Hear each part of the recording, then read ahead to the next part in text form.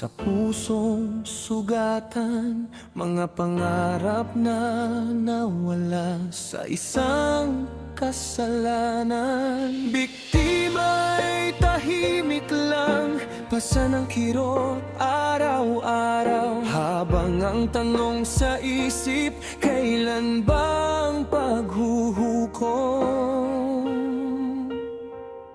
Hindi ba't ang batas ay para sa lahat?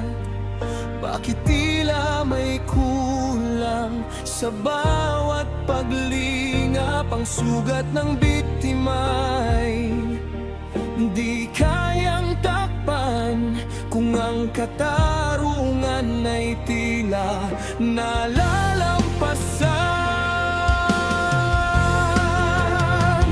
Nasaan ang hustisya para sa naiwan sa luhang pumapatak?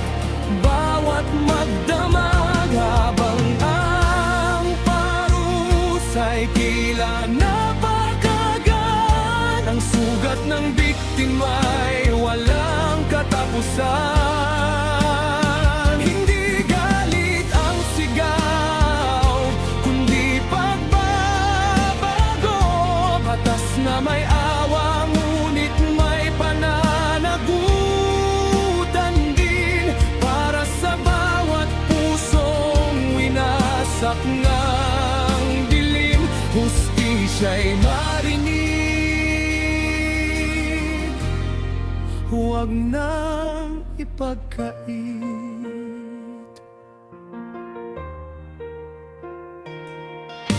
Alam nating bata pa may pag-asang magbago, ngunit may buhay ding nasira, may pamilyang gumuho.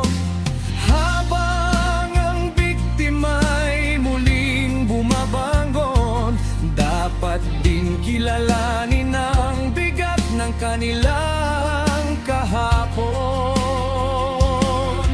Hindi paghihiganti ang ating minimiti, kundi batas na patas sa magkabilang panig. May pagkakataong magbago ang nagkasala, ngunit may dangal ding dapat ibalik sa biktima.